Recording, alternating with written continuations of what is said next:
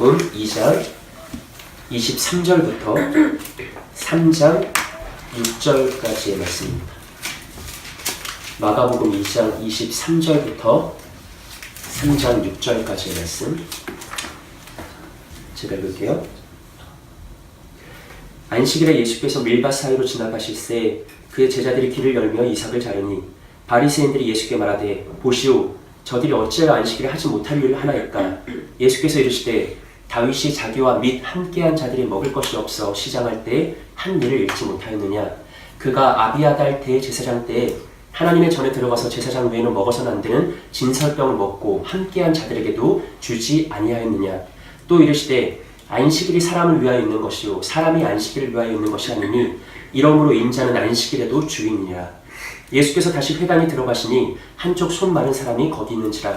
사람들이 예수를 고발하려 하여 안식일에 그 사람을 고치시는가 주시하고 있거늘 예수께서 손 마른 사람에게 이르시되 한가운데 일어서라 하시고 그들에게 이르시되 안식일에 선을 행하는 것과 악을 행하는 것 생명을 구하는 것과 죽이는 것 어느 것이 옳으냐 하시니 그들이 잠잠하거늘 그들의 마음이 완악함을 탄식하사 노하심으로 그들을 둘러보시고 그 사람에게 이르시되 내 손을 내밀라 하시니 내밀매 그 손이 회복되었더라.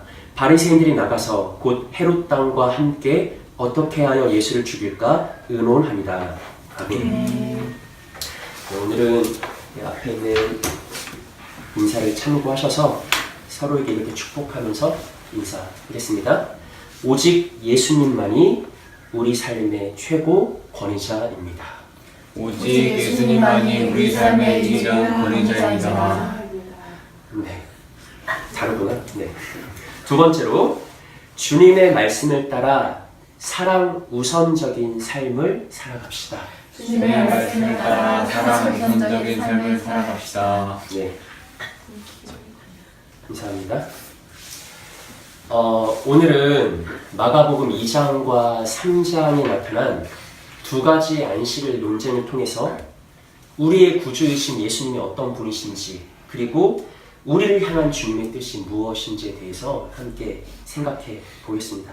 첫 번째로 안식일의 밀밭에서 일어난 사건에 대해서 살펴보죠. 마가복음 2장 23, 24절 읽어볼게요. 시작. 안식일에 예수께서 밀밭 사이로 지나가실새 그의 제자들이 길을 열며 이삭을 자르니 바리새인들이 예수께 말하되 보시오 저들이 어찌하여 안식일에 하지 못할 일을 하나이까. 아멘. 자, 예수님께서 안식일에 밀밭 사이로 지나가실 때 제자들이 앞서 걸어가며 길을 열고 이삭을 잘랐죠. 그 모습을 바리새인들이 보고 예수님께 이렇게 말합니다. 보시오 저들이 어찌하여 안식일에 하지 못할 일을 하나이까? 라고 물어보죠. 여기서 안식일에 하지 못할 일이라고 개역 개정성경에 번역한 부분을 바른 성경과 공동 번역 성경은 이렇게 번역했어요. 뭐라고요? 안식일에 해서는 안 될 일. 안식일에 해서는 안 되는 일이다. 어떤 의미를 가지고 있습니까? 불법의 의미를 가지고 있죠. 그래서 ESV 영어 성경은 이 부분을 이렇게 번역했습니다. Not lawful. 합법적이지 않다. 적법하지 않다. 그것은 확실히 불법적인 것이다. 라고 바리새인들이 예수님을 고발한 것이죠. 실제로 구약에는 안식일 규례에 대한 다음과 같이 엄격한 말씀이 있어요. 출애굽기 31장과 35장 말씀을 보시면 이렇게 말하죠. 여세 동안은 일할 것이나 일곱째 날은 큰 안식일이니 여호와께 거룩한 것이라. 안식일에 일하는 자는 누구든지 뭐해라? 반드시 죽여라 라고 되어 있죠. 안식일 규례는 엄격한 거예요. 심지어 3절을 보면 읽어볼까요? 시작. 안식일에는 너희의 모든 처소에서 불도 피우지 말지니라. 아멘. 심지어 뭐도 하지 말라고 하죠. 안식일에 불도 피우지 마라. 음식도 조리하지 마라. 이렇게 말하고 있죠. 만약 누구든지 이 엄격한 안식일의 규례를 어기면 그는 뭐 할 수밖에 없다. 죽을 수밖에 없다. 그러면 우리에게 질문이 있죠. 안식일에 엄격한 규례가 있는데 오늘 본문에서 예수님의 제자들이 한 행동은 그 규례를 어긴 일이냐? 라는 질문을 던질 수가 있겠죠. 이에 대한 답변은 이스라엘 백성들이 광야에 거류할 때 실제로 그들 가운데 있었던 한 가지 선례를 통해서 확인해 볼 수 있습니다. 자, 민수기 15장 말씀 읽어볼까요? 시작. 이스라엘 자손이 광야에 거류할 때에 안식일에 어떤 사람이 나무하는 것을 발견한지라. 여호와께서 모세에게 이르시되 그 사람을 반드시 죽일지니 온 회중이 지명 밖에서 돌로 그를 칠지니라. 아멘. 자, 어떤 일이 있었어요? 이스라엘 백성들 광야에 거류하고 있을 때 한 사람이 안식일에 도끼를 가지고 나무를 베었다. 적발됐죠. 하나님께서 모세에게 뭐라고 답변을 주세요? 반드시 죽여라. 그는 안식일에 일을 하면 안 된다라는 규례를 어겼으니 반드시 그를 죽여라 라고 말씀하시죠. 자, 이 상황을 그대로 오늘 본문에 앞선 율법과 이 선례를 편견 없이 적용하면 바리새인들이 제기한 질문, 보시오, 이들이 어찌 안식일에 하지 못할 일을 하나이까? 라는 그 질문은 타당한 거예요? 그렇지 않은 거예요? 타당한 거죠. 바리새인들은 합당하게 예수님께 고소하고 고발한 거죠. 그러면 이러한 바리새인들의 합당한 질문 앞에 예수님은 과연 뭐라고 답변하실 것인가? 예수님은 다윗 왕의 경우를 통해서 그들을 반박하십니다. 마가복음 2장 25절 26절 보시면 예수께서 이르시되 다윗이 자기와 및 함께한 자들이 먹을 것이 없어 시장할 때 한 일을 잃지 못하였느냐? 그가 아비아달 대제사장 때 하나님의 전에 들어가서 제사장 외에는 먹어서는 안 되는 뭐를 먹어요? 진설병을 먹고 자기만 먹은 게 아니라 누구에게도 줬다? 함께한 자들에게도 줬다. 즉 이미 다윗 왕이 안식일이 아니구나. 다윗 왕이 제사장 외에는 먹어서는 안 되는 진설병을 먹은, 그러므로 율법을 어긴 선례가 있다라고 예수님이 말씀하시죠. 여기서 한글 성경이 진설병으로 번역한 히브리어 단어는 레헴파님이에요.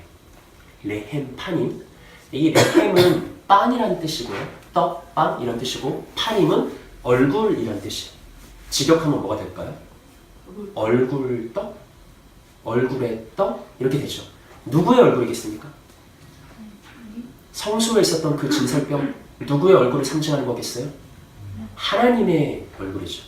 원래 구약 성경에서 하나님의 얼굴은 하나님의 임재를 말하거든요.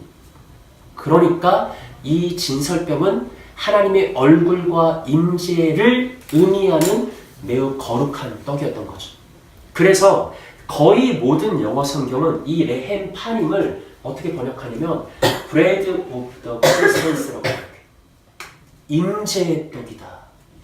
하나님이 임재하시는 떡이다 라고 번역을 하죠. 그러니 하나님의 얼굴과 임재를 상징하는 이 진설병은 아무나 먹어서는 안 되는 거죠. 다윗이 먹어도 됩니까? 안 되는 거죠. 다윗과 함께한 자들은 물론이고 오직 누구만 먹을 수 있다?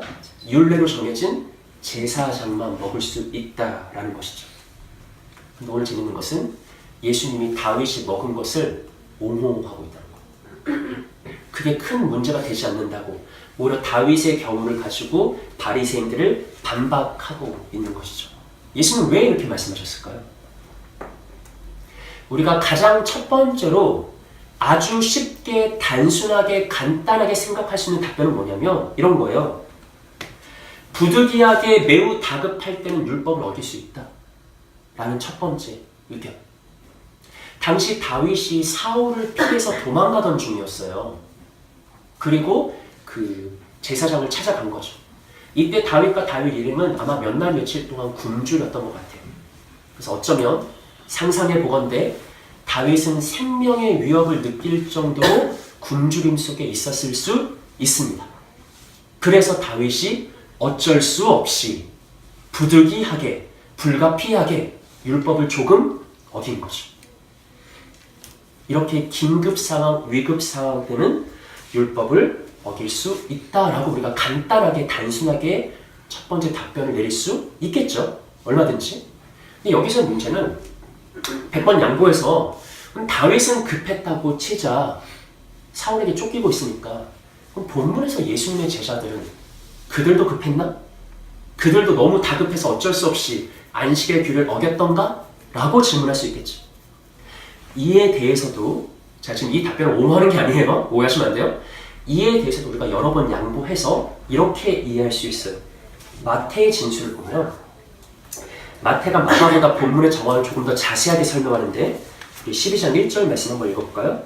시작! 그때 예수께서 안식일에 밀밭 사이로 가실새 제자들이 시장하여 이삭을 잘라 먹으니. 아멘. 마태가 마가보다 조금 더 부연 설명하죠. 그때 제자들이 안식일에 밀밭 사이로 가면서 이삭을 잘라 먹은 것은 사실인데 그들이 뭐 했기 때문에? 시장했기 때문에, 배고팠기 때문에. 우리가 막 상상을 해보는 거예요. 한 일주일 굶었다고 치는 거예요. 그래서 제자들도 위급 상황이어서 어쩔 수 없이 부득이하게 안식의 규례를 어겼다라고 볼 수도 있겠죠. 일단은. 그렇죠? 그리고 나서 본문 27절이 이렇게 이어지는 것입니다.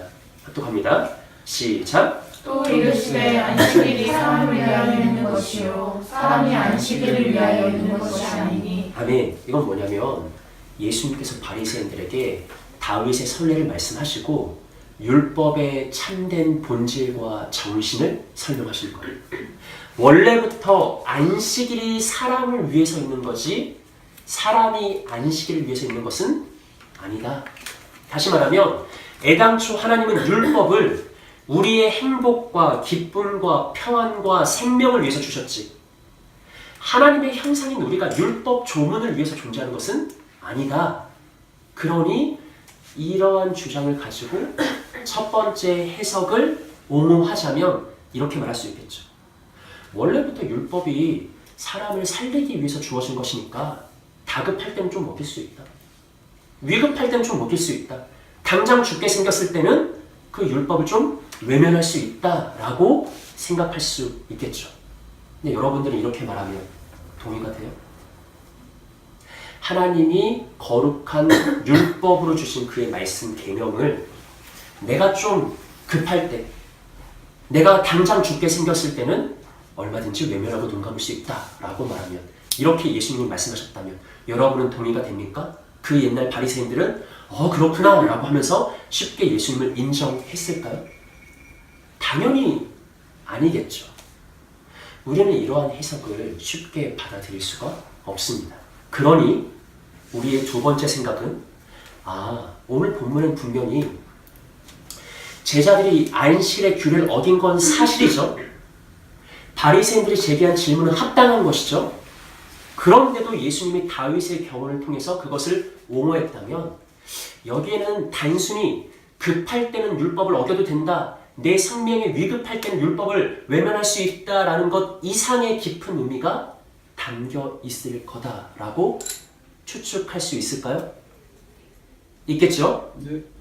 그럴 이 관점을 가지고 이 첫 번째 본문이 어떻게 마무리되는지 우리가 눈여겨봐야 되는데 본문 28절 읽어볼까요? 시작! 이러므로 인자는 안식일에도 주인이니라. 아멘. 자, 이게 첫 번째 본문의 마지막이에요. 안식일 밀밭 사건의 마지막이라고. 예수님이 이 본문을 어떻게 마무리하죠? 그러므로 인자는 누구다? 안식일의 주인. 안식일의 주인이다.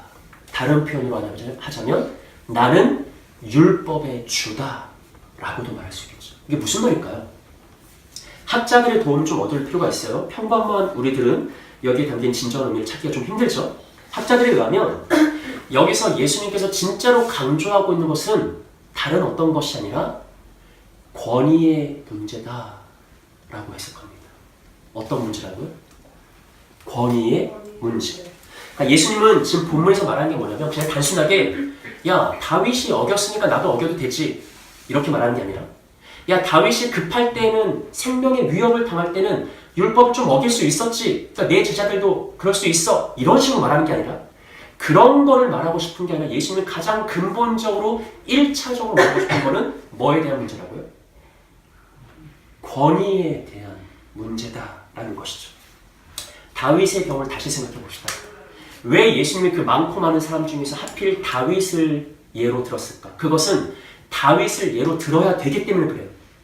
당시 다윗은 이스라엘의 왕은 아니었습니다. 그때 이스라엘 왕은 누구예요? 사울이죠.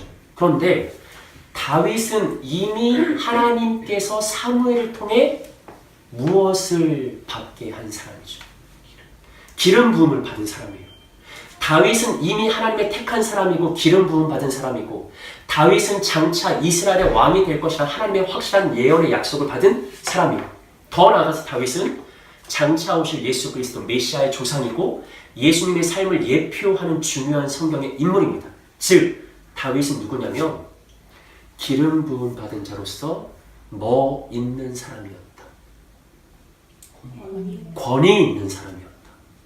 다윗은 얼마든지 안식일이 사람을 위해서 있지 사람이 안식을 위해서 있지 않다라는 율법의 본질을 따라서 그 율법의 정신을 넘어서지 않는 그 안전한 태도 속에서 율법 조항을 자신의 상황에 맞게 적용할 수 있는 충분한 권위를 가지고 있던 사람이었다. 이 권위의 문제로 예수님께서 반박하고 있다는 것이죠. 1차적인 핵심은 뭐냐면 율법의 예외 조항이 아니에요. 이럴 땐 예외가 있다. 이럴 땐 넘어갈 수 있다. 이게 아니에요. 예수님 말하는 거는. 예수님 진짜 강조하고 싶은 건 뭐예요? 권위의 문제라는 것이죠. 바로 이 권위의 문제가 마태복음의 문맥 속에서는 보다 잘 드러나고 있어요. 마태복음 12장을 보시면 이렇게 말하죠. 또 안식일에 제사장들이 성전 안에서 안식을 범하여도 죄가 없음을 너희가 율법에서 읽지 못하였느냐? 내가 너희에게 이르노니 성전보다 더 큰 이가 여기 있느니라. 아멘. 이게 무슨 말이냐면 마태의 기록에 의하면 예수님께서 바리새인들을 향해서 다윗의 선례를 통해서 반박하시죠. 그리고 마가는 끝나잖아요. 근데 마태는 한 가지 예를 더 들어요. 예수님께서 누구의 예를 들죠? 제사장들의 예를 들죠. 그 주된 내용이 뭐냐면 제사장들은 성전 안에서는 안식일의 규례를 어겨도 그게 뭐가 되지 않는다? 죄가 되지 않는다. 이게 무슨 말일까요? 왜 제사장들은 성전 안에서는 안식일의 규례를 어겨도 죄가 되지 않죠?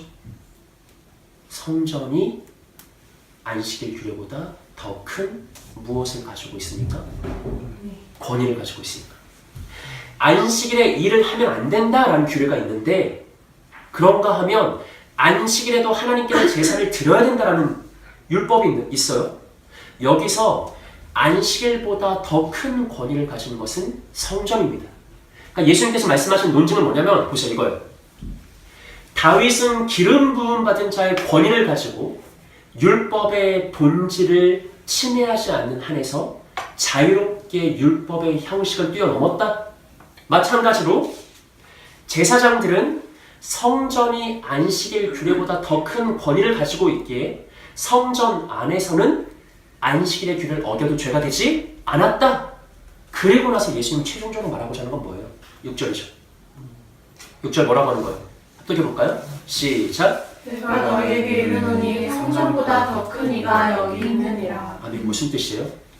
다윗보다 더 큰 권위, 성전보다 더 큰 권위, 가장 높은 권위를 가진 분이 누구다?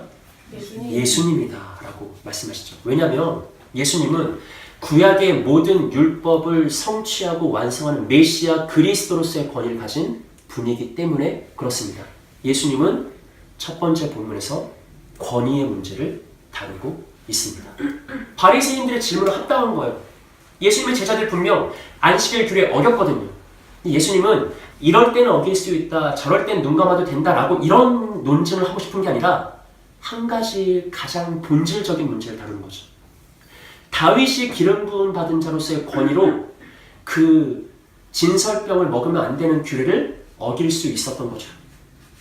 제사장들이 성전 안에서는 성전의 권위로 안식일 규례를 어겨도 죄가 되지 않았던 것처럼 나는 율법의 완성자, 메시아 그리스도로서의 권위를 가진 자이기 때문에 나와 함께한 자들이 안식일에 밀박해서 이삭을 잘라 먹어도 그것은 죄가 되지 않는다라고 예수님께서 정리하신 것이죠. 바로 여기서 우리는 예수님의 유명한 다음과 같은 말씀을 기억해야 됩니다. 5장 17절 말씀 한번 읽어볼까요? 시작! 내가 율법이나 선지자를 폐하러 온 줄로 생각하지 말라. 폐하러 온 것이 아니요 완전하게 하려 함이라. 아멘. 자, 여러분 바리새인들이 보기 예수님은 누구냐면 율법을 폐하러 온 사람이에요. 아니 삐카노 안식일 규례를 막 안 지키고 율법을 다 반대하고 아무리 봐도 율법을 파괴하기 위해서 온 사람 같이 보인다는 거죠. 근데 우리가 분명히 해야 될 것은 뭐냐면 예수님은 율법을 폐하려는 것이 아니라 뭐 하기 위해서 오신 분이다? 완성하기 위해서 오신 분이다. 그리고 예수님은 율법의 완성자, 메시아, 그리스도로서의 율법에 대한 모든 최종적인 권위를 가지고 계신다. 그래서 예수님께서 자주 이렇게 말씀하신 거예요. 마태복음 5장 말씀 보시면 이렇게 말씀하시죠. 옛사람에게 말한 바 살인하지 말라. 누구든지 살인하면 심판을 받게 되리라 하였다는 것을 너희가 들었으나 그 다음 예수님 뭐라고 하세요? 나는 너에게. 이 말이 무슨 말이냐면 구약의 옛 율법은 너에게 이렇게 명했지. 하지만 이제 나는 너에게 이렇게 말한다. 예수님은 메시아 그리스도의 권위를 가지고 구약의 옛 율법을 이제는 이렇게 완성하겠다는 거예요. 예수님의 권위를 강조하시죠. 또 하나, 또 간음하지 말라 하였다는 것을 너희가 들었으나 나는 너희에게 이르노니. 계속해서 예수님은 자기 자신을 구약의 그림자였던 율법과 율례를 이제 예수님께서 메시아 그리스도의 권위를 가지고 그 모든 율법을 성취할 뿐만 아니라 온전하게 완전하게 성취하신 분이라고 강조하고 있습니다. 예수님은 구약을 폐하겠다는 게 아니에요. 구약을 무조건 반대하겠다는 게 아니에요. 자신의 그리스도의 권위를 가지고 구약의 그림자 율법을 완전한 것으로 성취하겠다는 거죠. 그러니까 여기까지는 이론이었고 이제 첫 번째 대지의 가장 중요한 적용점이에요. 오늘 본문에서 예수님이 바리새인들을 향해서 도전하고 있는 것이 뭐냐? 오늘 본문의 가장 주된 강조점이 뭐냐? 이것입니다. 바리새인들을 향해서 예수님이 이렇게 도전한 거죠. 너희 바리새인들이 지금까지 붙들고 살았던 너희의 삶을 다스리고 통치했던 모든 구약의 율법 체계로부터 이제는 너희가 그 율법의 완성자인 메시아 그리스도인 나의 말씀, 나의 가르침, 나의 삶, 나의 길을 따라 살겠느냐?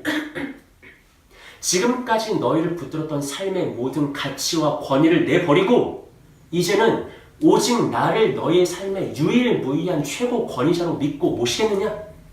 바로 이 질문과 도전을 예수님이 던지고 있는 것이죠. 오늘 우리들에게 적용할 수 있어요? 이전에 우리가 무엇을 따라 살았는지, 내가 예전에는 무엇의 가치를 두고 살았든지 이제는 그것과는 상관없이 안식일의 주인이요 율법의 완성자인 예수님만을 그대의 삶의 주님으로 모실 것인가? 바로 이 권위의 질문을 예수님께서 던지고 있는 것이죠. 자, 오늘 설교의 제목을 율법의 완성과 본질이라고 정했습니다. 율법의 완성과 본질. 오늘 우리가 두 가지 안식일 논쟁에 대한 본문을 다루면서 두 가지 주제를 다루려고 해요. 첫 번째 주제는 지금까지 우리가 말했던 그거예요.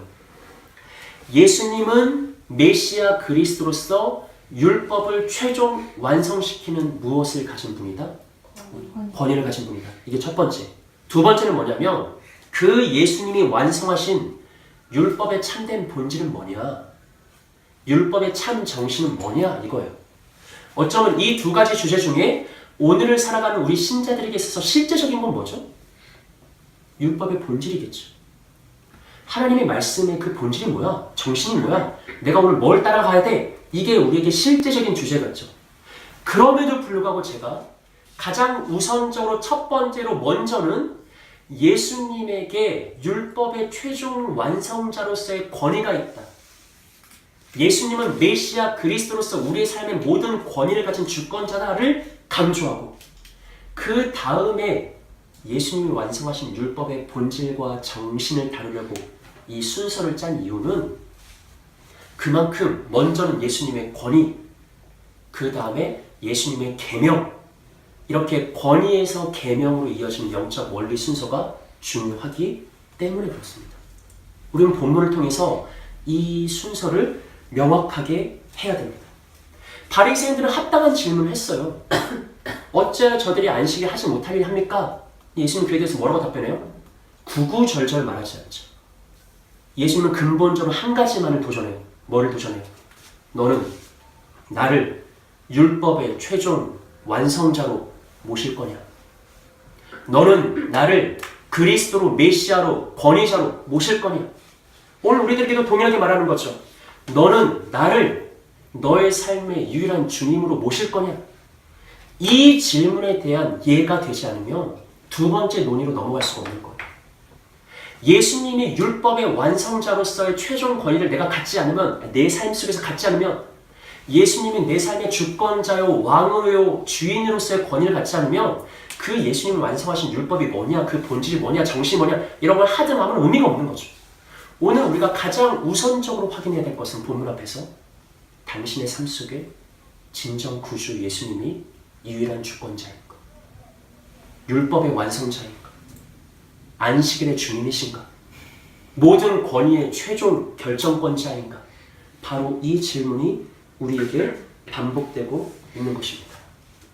사랑하는 여러분들은 오늘 본문 속에 바리새인들처럼 어떤 합리적인 걸 따지고 막 이런 거를 막 묻고 이런 것 전에 우선적으로 예수 그리스도를 자신의 삶의 유일한 권위자로 믿고 영접하셨습니까? 잘 들어보세요. 안식일 규례가 이렇다, 저게 맞다, 아니다, 이렇게 보는 게 맞다. 이게 중요한 게 아니에요. 우선적으로 중요한 건 뭐예요? 안식일의 주인이신 누구? 예수님의 권위를 믿고 영접하는 거예요. 이 순서를 놓치면 안 돼요. 맞죠? 성전과 제사법이 이렇다, 저렇다, 오늘날 이런 의미가 있다, 이게 중요한 게 아니라 가장 우선적인 건 뭐예요? 성전보다 더 큰 성전보다 더 큰 권위를 가진 예수님을 내 삶의 진정한 주님으로 모시겠는가? 바로 이 성경의 도전이 우리에게 중요한 것이죠. 바리새인들은 기존의 율법 체계를 가지고 예수님을 판단하려고 했어요. 우리는 기존에 내가 가지고 있던 세계관, 기존의 나의 가치관, 이런 걸로 예수님을 재단하면 안 됩니다. 진정으로 예수님만을 여러분의 삶의 유일무이한 권위자로 영접하며 이제는 그 예수님의 말씀과 삶을 기준으로 내 모든 것을 그분께 조율할 수 있는 가장 지혜롭고 복된 우리 세움의 귀한 형제 자매들이 되시기를 예수님의 이름으로 축복합니다. 아멘. 자, 우리가 예수님을 그리스도로 메시아로 율법의 완성자로 그분의 권위를 인정하고 고백했어요. 이제는 두 번째 논의로 넘어갈 수 있어요. 두 번째 논의는 뭐에 대한 겁니까? 치유 사건. 그거는 이제 본문이고 두 번째 논의는 안식일 치유 사건을 통해서 본 율법의 본질, 율법의 정신, 이것이죠. 자, 마가복음 2장 27절 말씀 합독할까요? 시작. 또 이르시되 안식일이 사람을 위하여 있는 것이요 사람이 안식일을 위하여 있는 것이 아니니. 아멘. 자, 이 말씀에 율법의 참된 본질과 정신이 담겨있죠. 예수님 율법의 정신을 뭐라고 하세요? 안식일이 사람을 위해서 있지 사람이 안식을 위해서 있는 것은 아니다. 율법은 우리를 위해서 있는 것이다.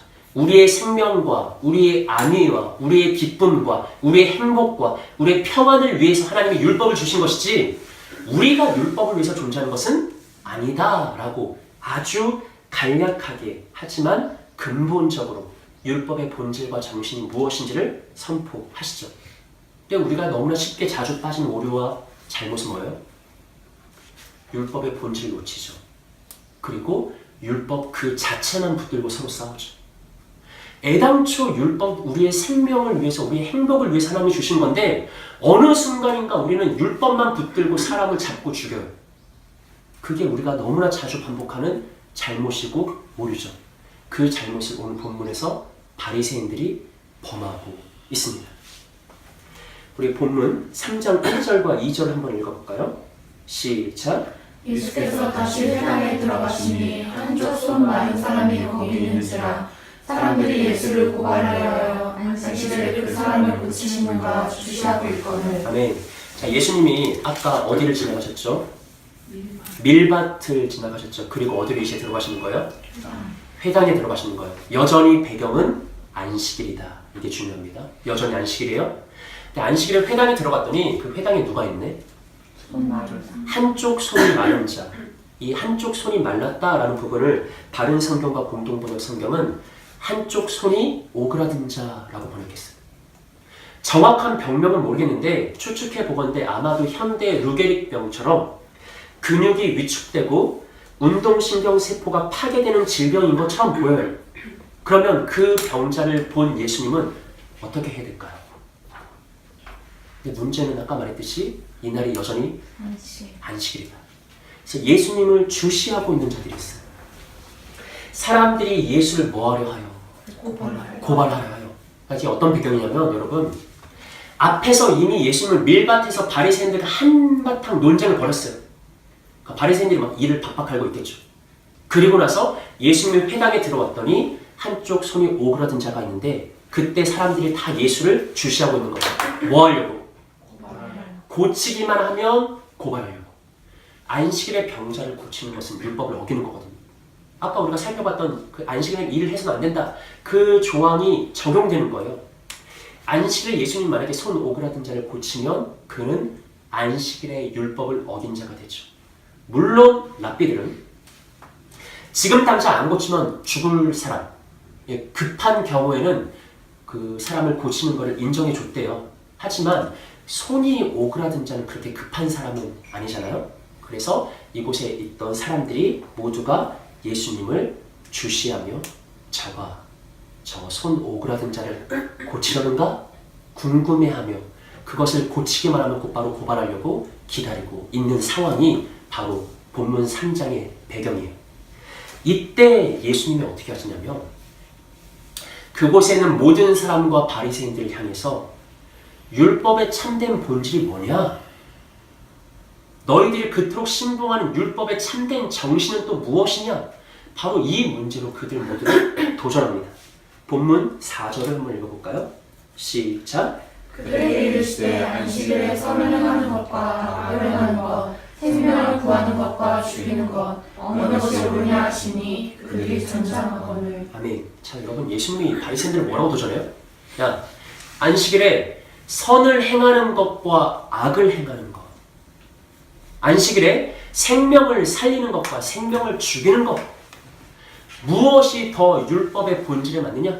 이 질문을 하죠. 여러분, 이 질문은 앞선 본문의 질문의 연장이에요. 무슨 질문이냐면 이렇게 물어보는 거랑 똑같아요. 안식일이 사람을 위해서 있는 것이냐, 사람이 안식일을 위해서 있는 것이냐. 하나님이 너에게 주신 모든 안식일의 규례가 사람을 위한 것이냐, 생명을 살리기 위한 것이냐, 선을 행하기 위한 것이냐, 아니면 사람을 죽이고 악을 행하고 율법 자체를 위한 것이냐 라고 예수님이 도전하시죠. 바리새인들은 어떻게 반응해요? 어떻게 반응해요? 어떻게 반응해요? 잠잠하고 침묵으로 반응하죠. 왜 침묵했을까요? 아, 예수님 말씀이 옳습니다. 동의되고 설득돼서 그랬을까요? 아니에요. 완악한 마음으로 그들은 예수가 저자를 고치기만 하면 바로 고발해야지. 이 마음만 품고 있는 거예요.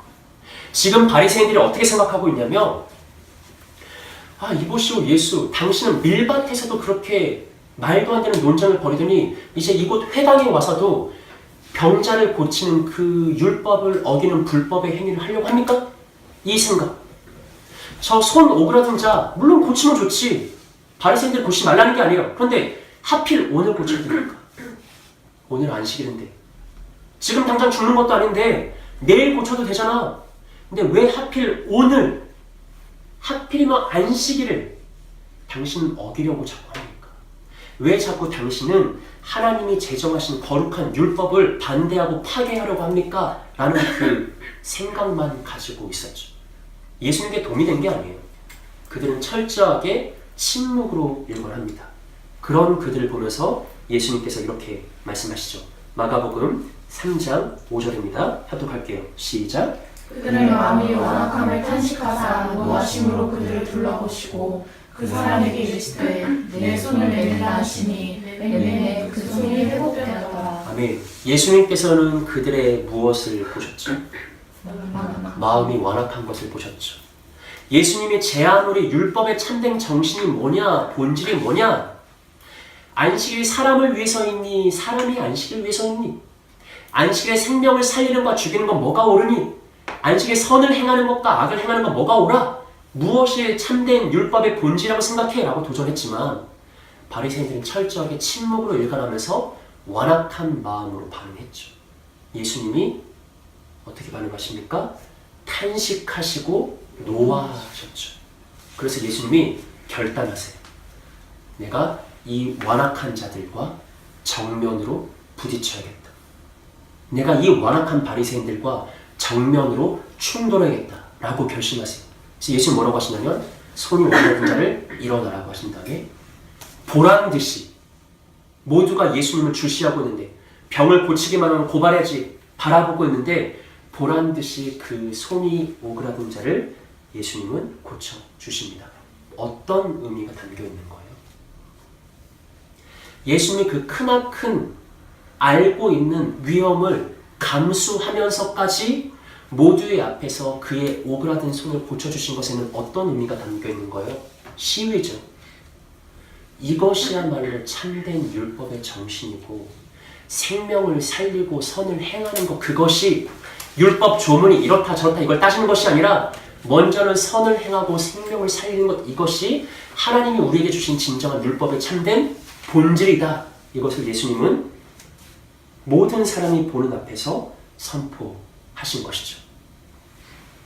우리가 아까도 말했듯이 자주 빠지는 습관적인 오류와 잘못은 애당초 사람을 살리기 위해서 주어진 율법을 우리는 날카롭게 그 나를 벼려서 그 율법 조문을 가지고 내 살아가는 이들을 정죄하고 고발하고 처단한다는 것. 바리새인들의 모습이 우리에게 동일하게 나타나는 경우가 너무나 많죠.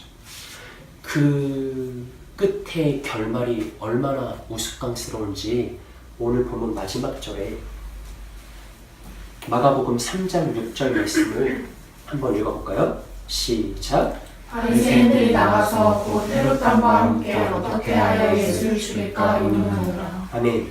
여러분, 성경에는 풍자가 있어요. 우스꽝스러운 해악이 있습니다. 이거는 풍자예요. 왜 풍자냐면 지금까지 바리새인들은 자기를 뭐로 자처했냐면 나는 율법의 수호자다라고 말했어요. 우리는 율법의 1.1회까지 완벽하게 지켜서 하나님 앞에 거룩한 삶을 살고자 한다 라고 말했고 실제로 그렇게 살아갔던 이들이고 그래서 예수님과 늘 충돌했어요. 그렇죠? 바리새인들이 생각하기에 율법의 수호자는 자신이고 율법의 대적자, 율법의 파괴자는 누구예요? 예수님이에요. 근데 예수님이 말씀하신 건 뭐냐면 율법의 참된 본질이 뭐다? 이게 옳다 그르다를 따지기 전에 먼저는 생명을 살리는 것이고 선을 행하는 것이다. 예수님은 이 율법의 본질을 지키려고 사람들이 보는 앞에서 손 오그라든 자를 고치잖아요. 그렇게 함으로써 예수님은 모든 비난과 정죄를 감수하면서까지 율법의 참된 정신을 세운 분이죠. 근데 정작 그 예수님을 율법의 파괴자요, 율법의 반대자라고 몰아붙였던 바리새인들이 오늘 본문의 말미에 뭐라고 합니까? 그날 여전히 안식일이에요. 안식일에 생명을 살려야 될 안식일에 선을 행해야 되는 안식일에 바리새인들은 헤롯 땅과 작당에서 뭐하기로 결의한다? 살인을 작당한다.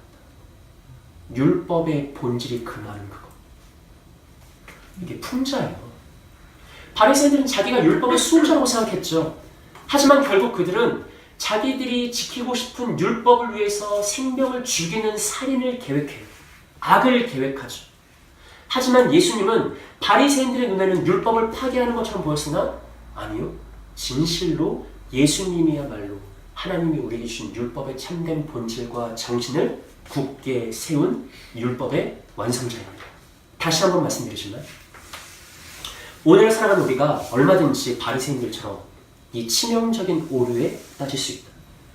생각해보면 우리가 어떤 목적이든 작은 모임 하나를 만들면 이 모임을 조금 더 유익하게 하자, 질서 있게 하자, 화목하게 하자. 그래서 우리가 뭘 만들죠? 규칙을 만들죠.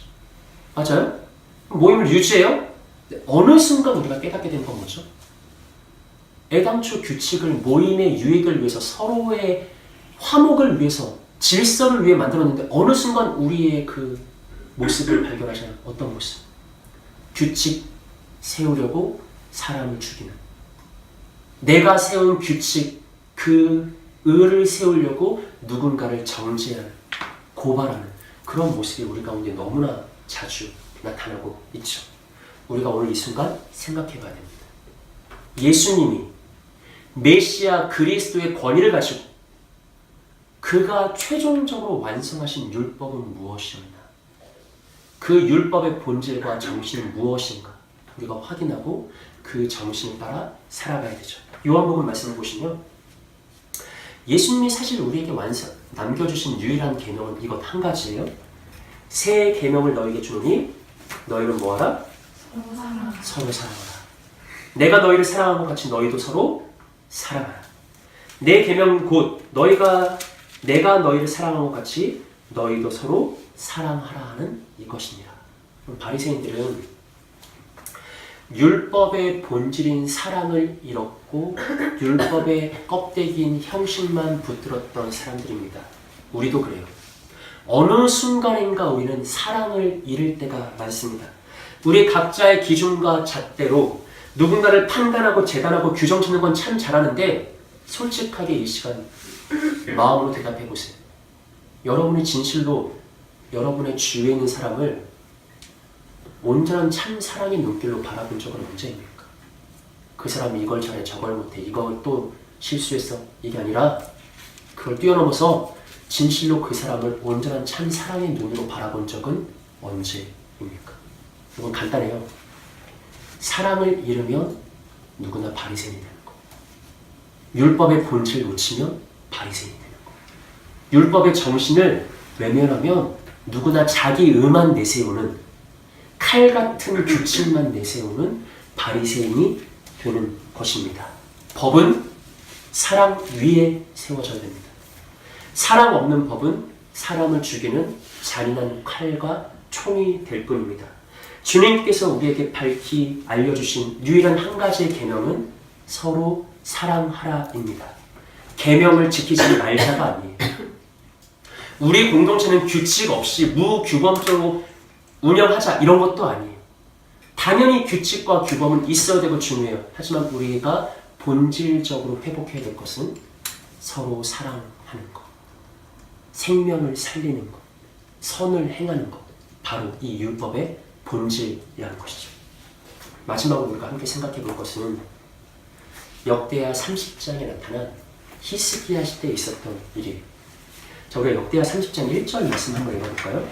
시작! 히스기야가 온 이스라엘과 유다에 사람을 보내고 또 에프라임과 므낫세에 편지를 보내어 예루살렘 여호와의 전에 와서 이스라엘 하나님 여호와를 위하여 유월절을 지키라 하니라. 아멘. 자, 여러분 이 부분이 되게 재밌어요. 히스기야는 어디 왕일까요? 남유다의 왕이에요. 그런데 히스기야가 어디에 사람을 보내죠? 온 이스라엘에 보내죠. 이 말은 남유다 왕인 히스기야가 남유다만이 아니라 북이스라엘까지도 사람을 보냈다 이 말이에요. 왜 보냈죠? 뭐 하자고? 유월절을 지키자. 여러분 다윗, 솔로몬, 그리고 솔로몬 이후에 남과 북으로 이스라엘이 쪼개지잖아요. 분열 왕국 시대가 일어나잖아요. 그리고 우리가 살펴봤듯이 북이스라엘의 초대왕 여로보암이 베델과 단의 금송아지 우상을 만들고 예루살렘 성전 갈 필요 없다. 너희는 이곳에서 하나님을 섬기면 된다라고 했잖아요. 그 이후로 이스라엘은 그 오랜 분열 왕국 시대 동안 남과 북이 하나가 돼서 절기를 지킨 적이 없어요. 그런데 하나님을 사랑하는 히스기야 왕 때 영적 갱신과 부흥 운동이 시작된 거예요. 히스기야가 크나큰 결심을 하고 남과 북에 모두 사람을 보내서 야, 이번만은 우리가 진짜 연합해서 온 민족이 하나 돼서 하나님께 유월절 절기를 올려드리자라고 말한 거예요. 놀랍게도 이런 히스기야의 간절한 바람이 응답돼서 이스라엘 중에 신실한 몇 사람은 넘겠죠. 이스라엘 중에 신실한 많은 무리가 남유다로 와서 실제로 남과 북이 연합해서 하나님께 유월절 절기를 지켜드리는 최초의 가장 복된 성회가 열립니다. 엄청나게 멋진 일이죠. 근데 여기에 한 가지 어두운 일면이 있었어요. 그게 바로 30장 18절 말씀인데 우리 한번 읽어볼까요? 시작! 에브라임과 므낫세와 이사갈과 스불론의 많은 무리는 자기들을 깨끗하게 하지 아니하고 유월절 약을 먹어 기록한 규례를 어긴지라. 아멘. 에브라임, 므낫세, 이사갈, 스불론 모두 다 북이스라엘 백성들. 히스기야가 우리 남과 북이 연합해서 유월절 지키자 그랬더니 그 말에 감동받아서 내려온 신실한 이스라엘 백성들. 문제가 생겼어요. 얘네들이 제가 추측해보건데 너무 오랫동안 유월절을 안 지킨 거지. 그러니까 유월절 절기에 대한 하나님의 율법을 모르는 거지. 그래서 지키기로 했는데 뭐 했다고요? 기록한 규례를 뭐 했다? 어겼다. 오늘 계속 안식의 규례를 어겼다. 다윗이 진설병을 먹으면 안 되는 규례를 어겼다. 이 규례가 계속 나오죠. 어떻게 돼야 될까요? 죽여버려야 될까요? 감히 하나님이 제정하신 거룩한 유월절 절기의 규례를 어겨? 그러고도 너가 살기를 바래? 죽여버릴까요? 히스기야가 어떻게 반응하냐면 30장 18절로 20절 보시면 히스기야가 그들을 위하여 기도하여 이르되 선하신 여호와여 사하시옵소서. 결심하고 하나님 곧 그의 조상들의 하나님 여호와를 구하는 사람은 누구든지. 합독할게요. 시작. 비록 성소의 결례대로 스스로 깨끗하게 못하였을지라도 사하옵소서 하였더니 그랬더니 하나님이 히스기야의 기도를 들으시고 백성을 고쳤다. 무슨 말이에요? 이스라엘 백성들 중에 일부 어리석은 자들이 여호와의 유월절 규례를 몰라서 율법을 어겼어요.